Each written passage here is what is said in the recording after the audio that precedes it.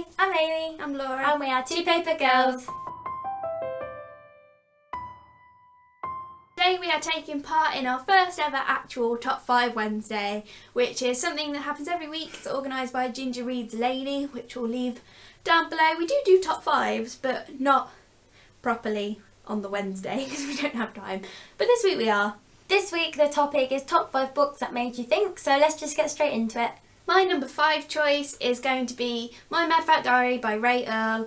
I mentioned this book a little bit. It's basically, Ray Earl is a real person and it's her diaries from when she was a teenager where she struggled with her weight. I found out about it because it got turned into a TV show, which is really, really good. And yeah, the book was really good as well actually. Obviously it changed character names and things like that. But yeah, it made me think just because, you know, she suffers so much cruelty and problems purely because of her weight. Like, as a person, she's just a lovely person, a really great character in the TV show. And yeah, you just see how purely someone's appearance makes people judge them and the struggles that she goes through because of that, like not wanting to walk to the shops and not wanting to eat in front of people. So yeah, it just kind of made me think about that and the struggles that people face, especially as it's based on her diaries from like the 80s or 90s when there was a lot less awareness of like body confidence and stuff. So yeah, it definitely made me think. That's deep. Get us an awful. My 5th choice is really not quite as deep as that. It's While We Took the Car by, I can't remember their first name, but their second name is Herndorf. The German people. Yeah, the Germans. He's an author. It's basically a book. It's about 2 guys who go on a road trip. And it's set in Germany. And it's a lot like Paper Towns because of the way they go on the road trip. And it really like struck a chord with me how like they're in Germany, but the translation was so similar to a book written in English. So I was like, all these like growing up, going through puberty, all these kind of adolescent high school stereotypes, they're all around the world. They're not just America and England, like people in Germany, like it's a worldwide adolescent thing. That's pretty deep. My number 4 choice, sorry we don't have any of the books to show you by the way, but my number 4 choice is Every Day by David Levithan, my favourite book of 2014 I think.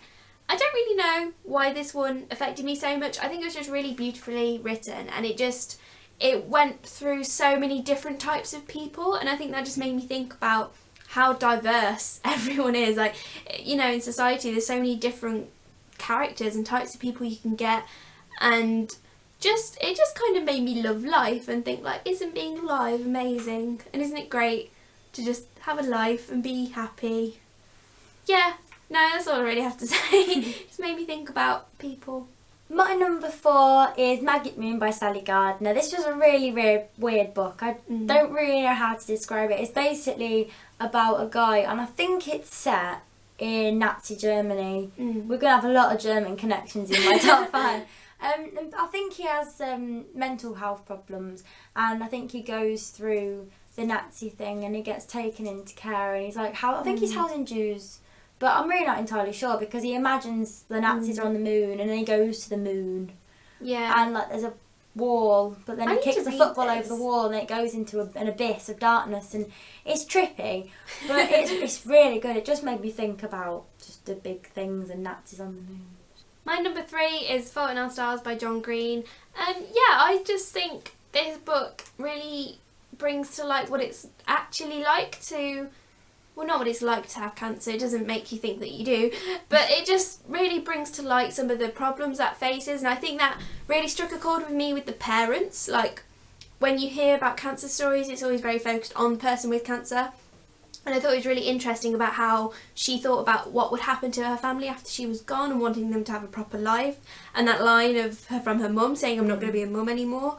Like, yeah, so it just really made me think about how having an illness isn't just obviously debilitating and really difficult to cope with, but just how it affects all aspects of your life. But also it made me think about how you can be positive as well when it's not all going to be dark and gloomy. You can have a great life still. My number 3 is The Book Thief by Marcus Zusak. We're back to our favourite place, Nazi Germany, or just normal Germany. While We Took the Car is set in modern day, it's not in Nazi time.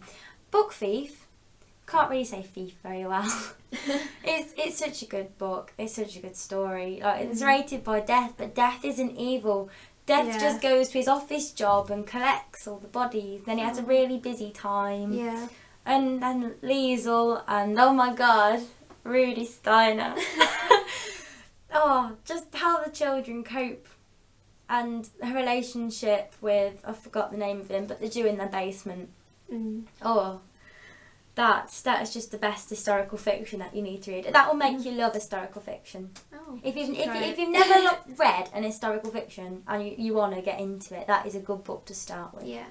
My number 2 book is The Perks of Being a Wallflower by Stephen Chbosky. This is one of my favourite books, and it's definitely a thought-provoking one that makes you think. Specifically makes you think about mental illness and the stigma that's attached to it. I don't really want to give away any spoilers, but yeah, the sort of like the ending of the book, it just makes you think about, again, kind of like with Tiffio's, how you can be positive, because it's always kind of seen that if you have any form of illness, like mental or physical, that your life is just miserable. So I think it shows the positivity and how much friends and family can help you get through really difficult times.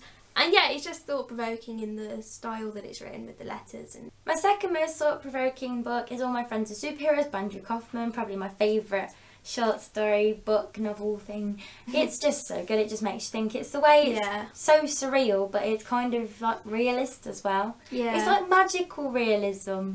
I just found this out. This is a new term for me and I'm using it for everything. And I don't know if it is or not precisely, but it's basically like real life.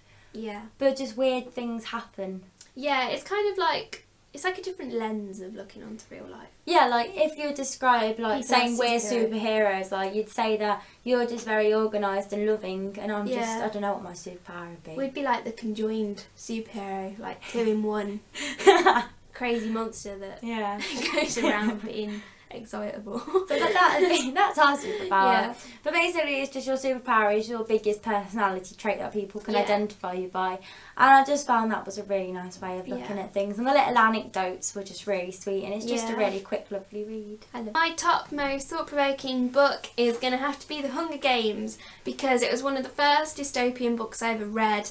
And yeah, I think it's kind of self-explanatory why it's thought-provoking, just all the political issues it raises and how you can really imagine our society becoming like that.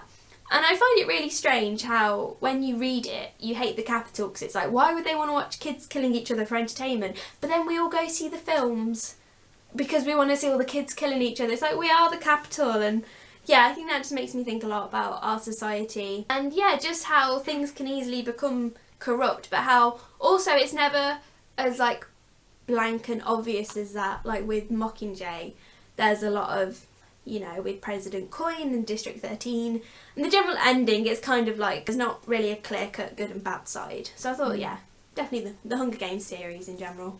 My favourite is probably not going to be a surprise, is The Life of Pi by Yann Martel. This book just makes you think about things. Yeah. It's just amazing. Like, I don't know how to describe it without spoiling it, but basically at the end, he's getting quizzed tires about his time in the lifeboat, and the officers won't believe his story, so he basically just tells them a different one in like half a page that just sums up basically what's happened, but with a completely different slant on it. And now he's like, which one do you believe now? Which one do you believe? Do you have morals or don't you?